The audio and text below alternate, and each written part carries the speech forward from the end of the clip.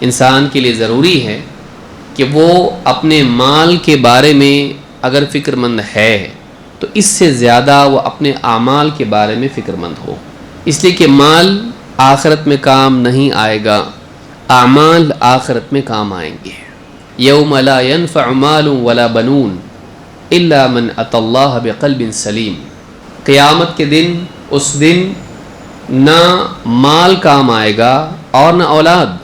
ہاں مگر یہ کہ انسان اللہ کے پاس قلب سلیم لے کر حاضر ہو،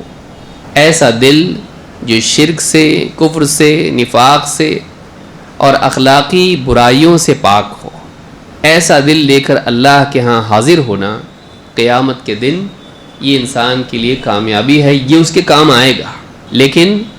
مال کام نہیں آئے گا، لوگ کام نہیں آئیں گے، اولاد اتنا قریبی رشتہ کام نہیں آئے گا۔